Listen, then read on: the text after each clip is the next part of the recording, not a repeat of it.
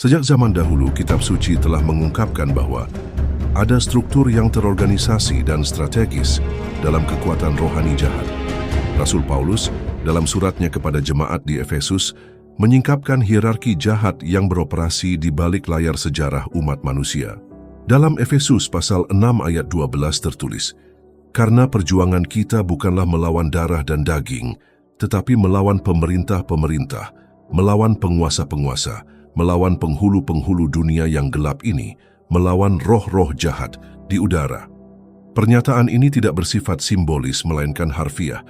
Paulus menyatakan bahwa di balik konflik manusia, kerusakan sosial, dan serangan terhadap kebenaran Tuhan, ada struktur jahat yang beroperasi dengan berbagai tingkat otoritas dan fungsi. Wahyu ini tidak diberikan untuk menimbulkan rasa takut, tetapi untuk membangkitkan kebijaksanaan rohani dan posisi keimanan. Musuh bekerja secara diam-diam, namun tindakannya sangat menghancurkan jika diabaikan. Keempat hierarki ini, kerajaan, kekuasaan, penguasa kegelapan, dan pasukan rohani jahat, mewakili lapisan-lapisan khusus kekuasaan dan pengaruh rohani atas umat manusia. Kerajaan-kerajaan bertanggung jawab untuk memanipulasi seluruh wilayah, budaya, dan negara dengan ideologi yang bertentangan dengan kerajaan Tuhan. Sementara itu, kekuasaan menyusup ke sistem kekuasaan dan mendistorsi struktur kewenangan dan keadilan. Pangeran kegelapan mendominasi informasi, pengetahuan, dan media, membutakan pemahaman spiritual.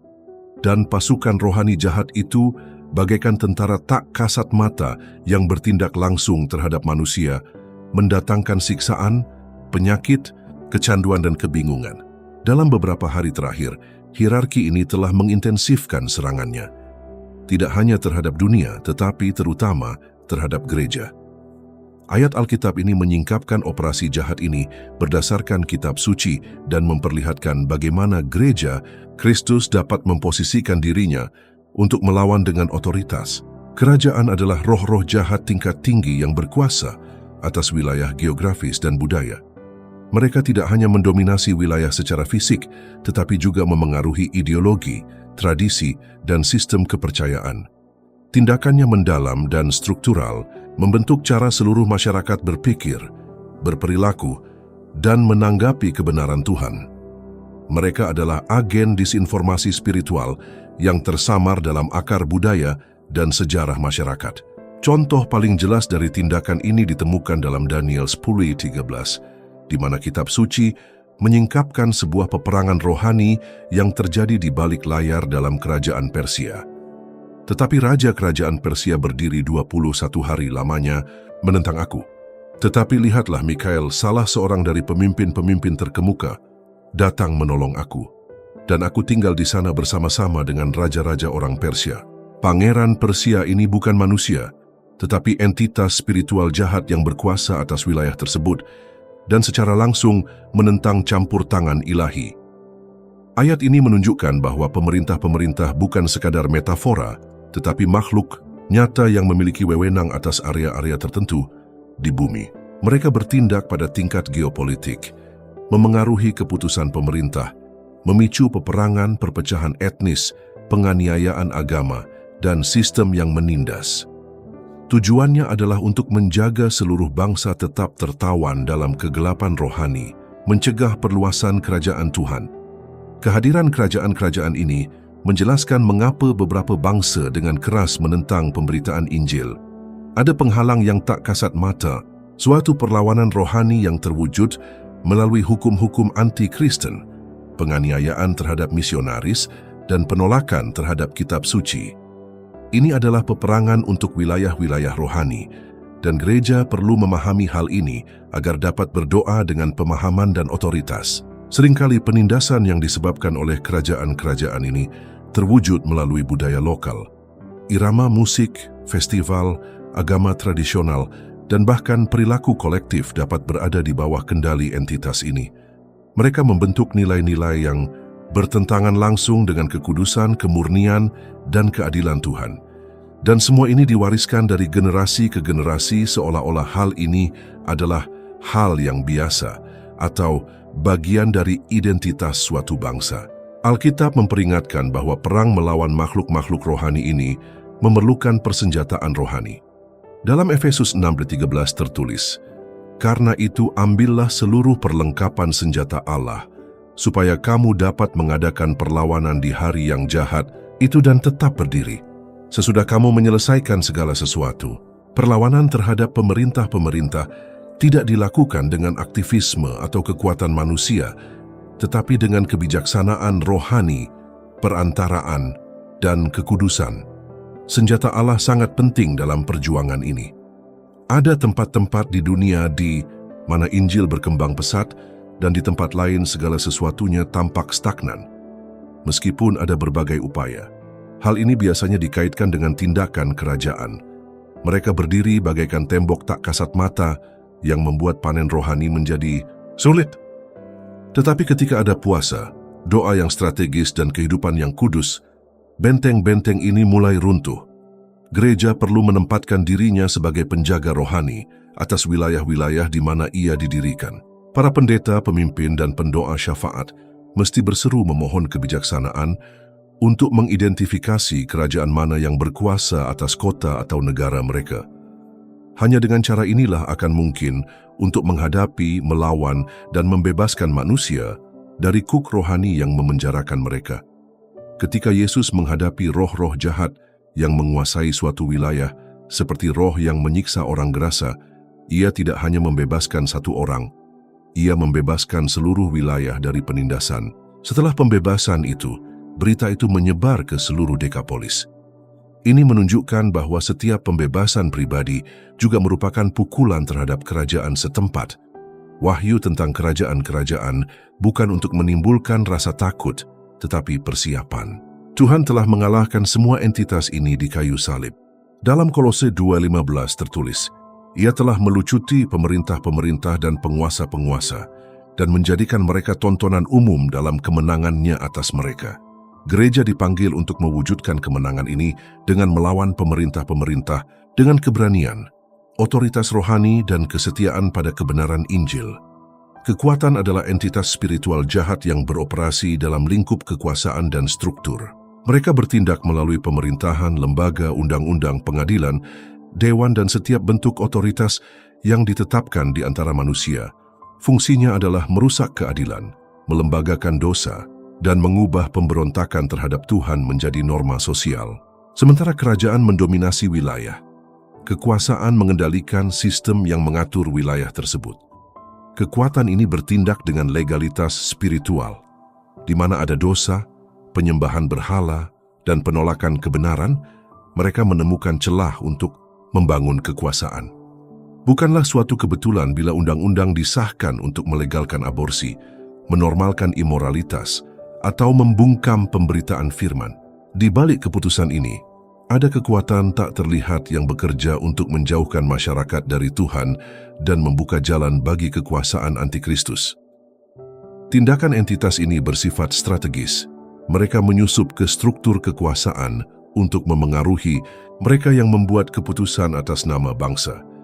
Dari membuat pedoman sekolah hingga mengadili perkara moral di pengadilan, kekuasaan tersebut berupaya mendekonstruksi prinsip-prinsip ilahi, menormalkan apa yang dikutuk Tuhan, dan menganiaya apa yang dihargai Tuhan. Firman memperingatkan kita tentang meningkatnya kejahatan yang dilembagakan pada akhir zaman. Dalam Yesaya 5:20 sudah dikatakan, "Celakalah mereka yang menyebutkan kejahatan itu baik dan kebaikan itu jahat, yang mengubah kegelapan menjadi terang dan terang menjadi kegelapan, yang mengubah pahit menjadi manis dan manis menjadi pahit." Inilah cerminan tindakan para penguasa, mendistorsi moral, membalikkan nilai-nilai, dan membuat undang-undang yang menentang kesucian. Mereka tidak hanya merusak hukum, tetapi juga menciptakan lingkungan yang secara spiritual bermusuhan dengan kebenaran. Lingkungan di mana nama Yesus tidak dapat disebutkan, di mana Injil diperlakukan sebagai ujaran kebencian, dan di mana segala sesuatu yang bertentangan dengan doktrin yang sehat dipromosikan. Kekuatan membangun benteng budaya yang menjadi perisai terhadap gerakan Tuhan. Paulus memperingatkan Timotius tentang hal ini. Dalam 2 Timotius 3:1-4 tertulis, Ketahuilah bahwa pada hari-hari terakhir akan datang masa yang sukar. Manusia akan mencintai dirinya sendiri dan menjadi hamba uang. Pembual dan sombong. Penghujat akan membangkang dan tidak taat kepada orang tua. Tidak tahu berterima kasih, tidak mempedulikan agama, tidak tahu mengasihi, tidak mau berdamai. Penjelek-jelekan, orang lain tidak dapat mengekang diri, garang, tidak suka yang baik. Pengkhianat akan berkhianat, sombong dan tidak tahu berterima kasih. Lebih suka bersenang-senang daripada mencintai Allah. Karakteristik ini tidak muncul secara kebetulan, tetapi didorong oleh kekuatan spiritual jahat yang bekerja di balik layar sistem. Kekuatan-kekuatan ini berada di balik penganiayaan politik dan hukum terhadap gereja di berbagai belahan dunia. Ketika gereja ditutup, para pemimpin ditangkap, atau Alkitab dilarang. Pertempurannya bukan hanya politis, tetapi juga rohani. Pihak berwenang berusaha membungkam suara kenabian, membungkam para penjaga, dan membatasi kemajuan Injil. Tetapi gereja tidak dipanggil untuk tunduk pada sistem dunia. Dia dipanggil untuk memberikan pengaruh rohani kepadanya. Dalam Lukas 10:19, Yesus menyatakan, "Lihat, Aku telah memberikan kuasa kepadamu untuk menginjak ular dan kalajengking dan kuasa untuk menahan kekuatan musuh sehingga tidak ada yang akan membahayakan engkau."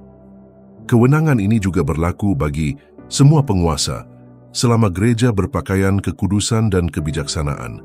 Gereja harus seperti Daniel di Babel, utuh, kokoh, berpengaruh, tanpa menjadi rusak. Dia menghadapi kekaisaran yang digerakkan oleh kekuatan-kekuatan besar, tetapi kesetiaannya membuatnya tetap teguh dan tak tergoyahkan. Generasi akhir zaman akan menjadi generasi perlawanan spiritual. Dia tidak akan tunduk pada sistem zaman ini, tetapi akan memberitakan kebenaran Allah.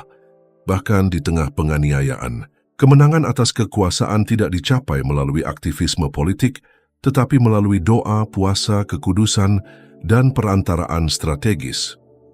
Dalam Efesus 6:18, Paulus mengajarkan kita, "Berdoalah setiap waktu di dalam roh dan berjaga-jagalah di dalam doamu, itu dengan permohonan yang tak putus-putusnya, untuk segala orang kudus." Inilah saatnya berdoa dengan penuh kebijaksanaan, berseru bagi bangsa, bagi hukum, bagi para penguasa, dan melawan dengan penuh otoritas kekuatan-kekuatan yang ingin membungkam suara gereja. Di antara keempat hierarki iblis, para pangeran kegelapan, zaman ini menjalankan kekuasaan yang seringkali tidak diperhatikan. Mereka beroperasi di bidang pengetahuan, media, pendidikan, budaya, dan komunikasi. Misi mereka jelas, membutakan pemahaman orang sehingga kebenaran Tuhan tidak diketahui. Mereka tidak memblokir akses ke informasi, mereka memutarbalikkan kebenaran di tengah-tengahnya. Tindakan ini dijelaskan dengan jelas dalam 2 Korintus 4:4 yang berbunyi, "Orang-orang yang tidak percaya, yang pikirannya telah dibutakan oleh ilah zaman ini, sehingga mereka tidak melihat cahaya Injil tentang kemuliaan Kristus yang adalah gambaran Allah."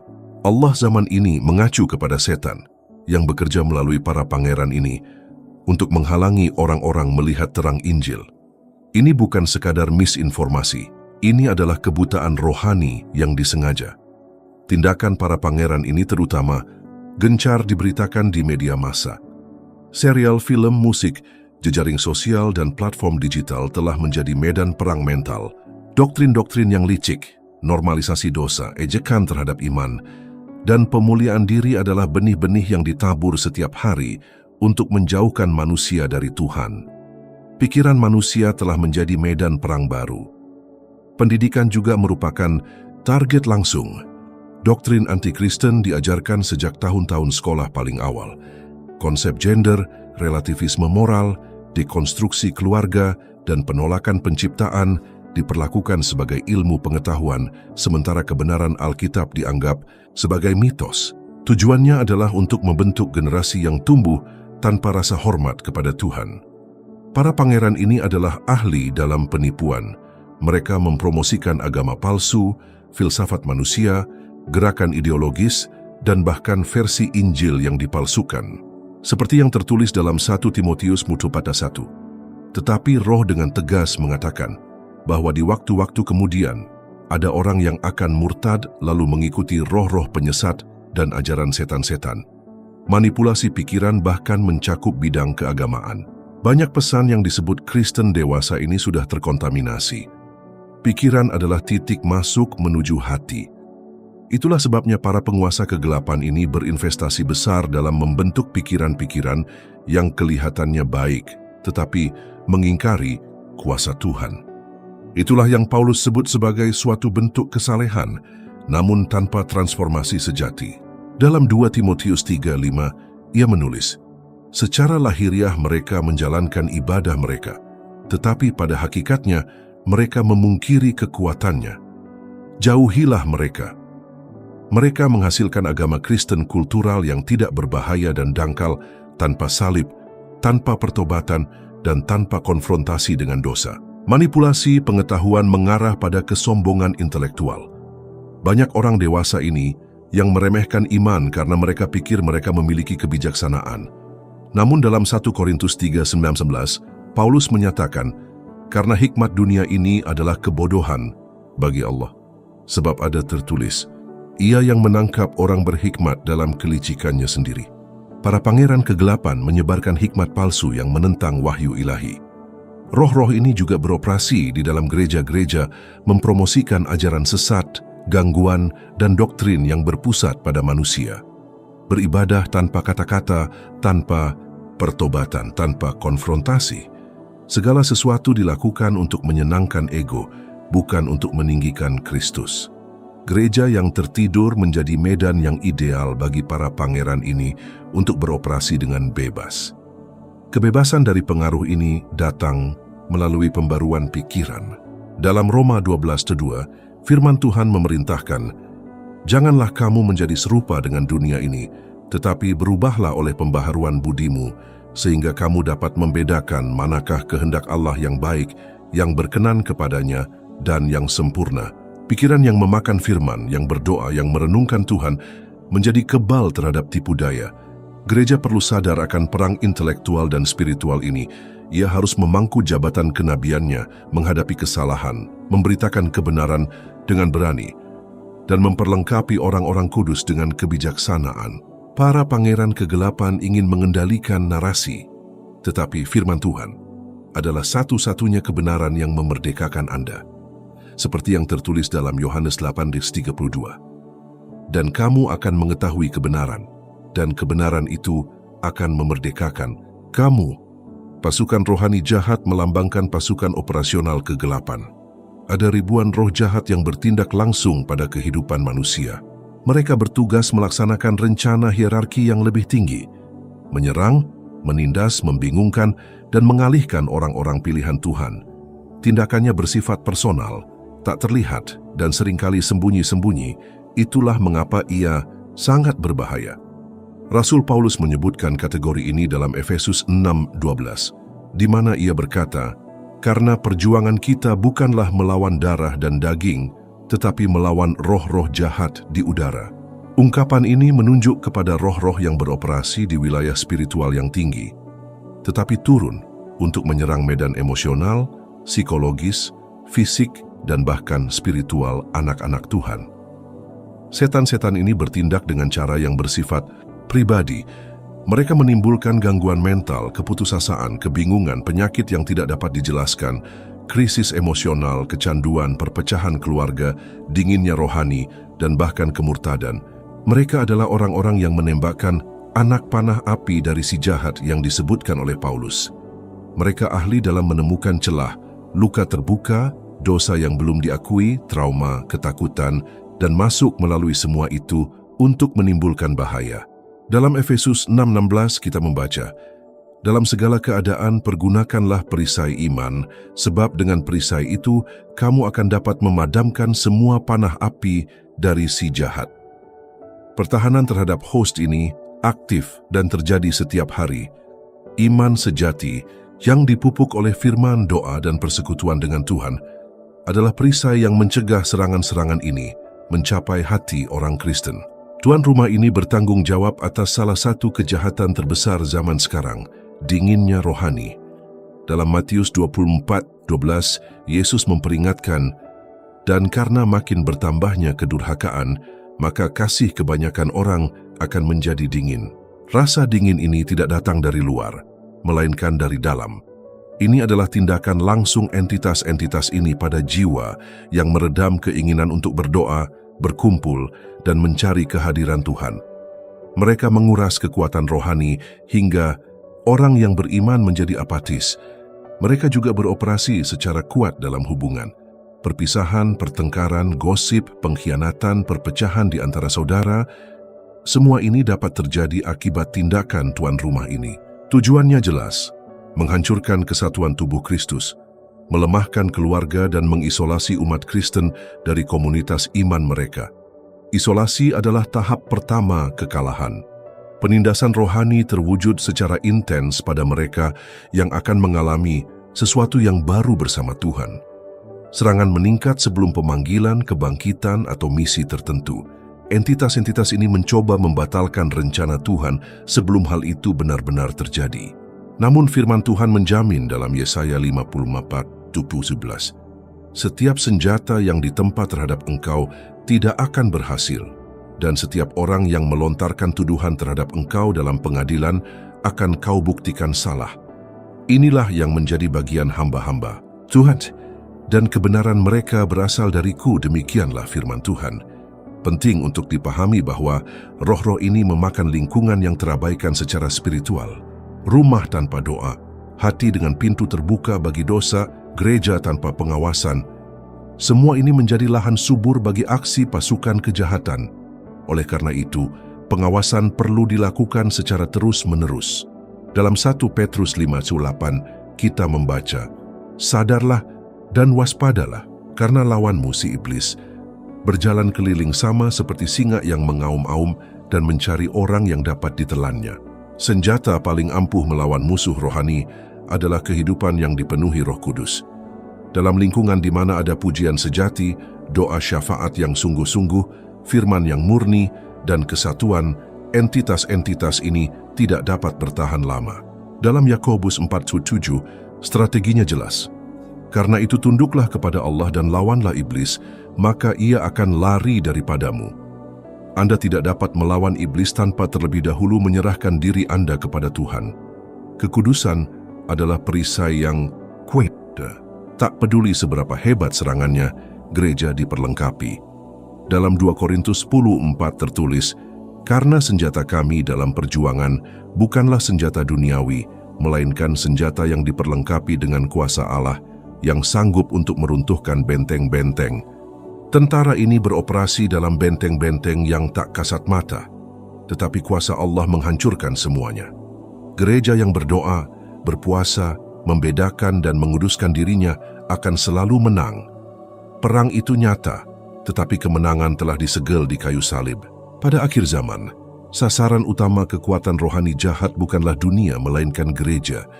Musuh sudah mengendalikan dunia melalui dosa, tetapi fokusnya sekarang adalah pada kerusakan internal tubuh Kristus. Serangan terakhir tidak hanya bersifat eksternal melalui penganiayaan dan pertentangan, tetapi juga internal, melalui infiltrasi, penipuan, dan pengenceran kebenaran. Keempat hierarki iblis beroperasi bersama-sama di alam ini. Yesus dengan jelas memperingatkan dalam Matius 24:12, dan karena makin bertambahnya kedurhakaan, maka kasih kebanyakan orang akan menjadi dingin. Pendinginan rohani ini merupakan akibat langsung dari tindakan para penguasa dan pasukan kejahatan. Mereka menimbulkan kelelahan, gangguan, dan perasaan apatis yang meluas di dalam gereja. Banyak yang masih menghadiri kuil, tetapi mereka tidak lagi merasa haus atau bersemangat. Kekuasaan tersebut pada gilirannya bekerja untuk merusak kepemimpinan spiritual. Banyak yang tergoda oleh status, uang, pengaruh, dan prestis. Mereka meninggalkan Injil salib untuk mengkhotbahkan pesan-pesan yang memijat ego. Dalam 2 Timotius 4:3, Paulus memperingatkan, karena akan datang waktunya orang tidak dapat lagi menerima ajaran sehat, tetapi mereka akan mengumpulkan guru-guru menurut keinginannya untuk memuaskan keinginan telinganya. Saatnya telah tiba. Para pendeta dibesarkan untuk menyenangkan, bukan untuk mengkonfrontasi. Para pangeran kegelapan membutakan pikiran banyak pemimpin dan anggota. menyebabkan mereka menerima doktrin-doktrin palsu seolah-olah itu adalah kebenaran Alkitab. Relativisme moral telah merambah banyak mimbar. Dosa tidak lagi dikecam. Kekudusan dipandang sebagai legalisme. Salib sebagai beban yang tidak perlu. Kata tersebut dipertukarkan dengan pengalaman emosional. Rasul Paulus menyingkapkan gambaran nubuatan ini dengan jelas dalam 1 Timotius 4:1. Tetapi Roh dengan tegas mengatakan bahwa di waktu-waktu kemudian ada orang yang akan murtad lalu mengikuti roh-roh penyesat dan ajaran setan-setan. Kemurtadan ini tidak terjadi secara tiba-tiba, tetapi secara bertahap. Pertama-tama muncullah toleransi terhadap kesalahan, kemudian penerimaan, dan akhirnya aktif menyebarkan penipuan seolah-olah itu adalah kebenaran. Pasukan rohani jahat pada gilirannya bekerja untuk menimbulkan perpecahan internal, skandal, pengkhianatan, gosip, dan skandal moral. Gereja-gereja yang retak, kepemimpinan yang saling bertentangan, pelayanan yang berantakan karena kesombongan. Ini semua bukan hanya tindakan kedagingan, tetapi juga tindakan rohani yang jahat. Perpecahan dalam tubuh merupakan salah satu pukulan paling mematikan bagi kemajuan kerajaan. Hasil dari serangan terakhir ini adalah sebuah gereja yang secara kasat mata beragama Kristen, tetapi secara rohani suam-suam kuku, bingung, terpecah-pecah, dan rentan. Ini akan menjadi platform yang ideal bagi munculnya nabi palsu dan akhirnya antikristus. Dalam 2 Tesalonika 2:3, Paulus memperingatkan, janganlah seorang pun menyesatkan kamu dengan cara yang bagaimanapun juga. Sebab sebelum hari itu, haruslah datang dahulu murtad, dan haruslah dinyatakan dahulu manusia durhaka, yaitu anak kebinasaan. Infiltrasi kegelapan ini juga berupaya untuk memisahkan gereja dari urgensi eskatologis. Banyak orang tidak lagi percaya akan kedatangan Kristus yang sudah dekat. Harapan digantikan oleh rasa puas diri. Roh Kudus sedang dibungkam oleh agenda institusional. Sang pengantin harus bangun sebelum terlambat, seperti yang Yesus katakan dalam Matius 25:13. Karena itu, berjaga-jagalah, sebab kamu tidak tahu akan hari maupun akan saatnya. Namun bahkan dalam skenario ini, ada harapan. Yesus berkata dalam Matius 4:18, Aku akan membangun gerejaku, dan alam maut tidak akan menguasainya. Serangan itu akan nyata, mendalam dan jelas, tetapi gereja yang tetap dalam sabda, dalam doa, dan dalam kekudusan akan dijaga. Ini tidak akan menjadi gereja yang populer, tetapi akan setia. Itu tidak akan diterima oleh dunia, tetapi akan disetujui oleh Tuhan.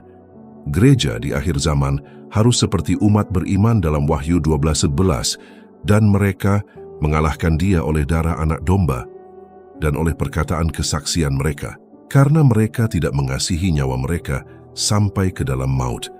Inilah generasi yang akan menghadapi amukan kegelapan dengan keberanian, keyakinan, dan kemurnian. Serangan terakhir telah dimulai, tetapi kemenangan adalah milik mereka yang bertahan sampai akhir. Wahyu mengenai 4 hierarki setan, pemerintahan, kekuasaan, penguasa kegelapan, dan roh-roh jahat tidak diberikan untuk menimbulkan rasa takut, melainkan untuk membangkitkan kewaspadaan, kebijaksanaan, dan otoritas. Gereja perlu memahami bahwa ia tidak berperang melawan manusia atau melawan struktur alamiah, tetapi melawan kekuatan rohani terorganisasi yang beroperasi dengan kecerdasan jahat. Namun, umat Allah tidaklah tidak bersenjata. Dalam Efesus 6:11, kitab suci memerintahkan kita, kenakanlah seluruh perlengkapan senjata Allah, supaya kamu dapat bertahan melawan tipu muslihat iblis. Pertarungan terus-menerus, tetapi perlengkapannya tersedia. Apa yang diharapkan Tuhan adalah gereja yang terbangun, selaras dengan surga, berlandaskan pada firman dan dipimpin oleh Roh. Inilah saatnya untuk mengenali tanda-tandanya, melawan kegelapan, dan menjaga mata kita tetap tertuju kepada Dia yang telah mengalahkan segala sesuatu di kayu salib. Dalam Kolose 2:15, firman menyatakan, Ia telah melucuti pemerintah-pemerintah dan penguasa-penguasa dan menjadikan mereka tontonan umum dalam kemenangannya atas mereka.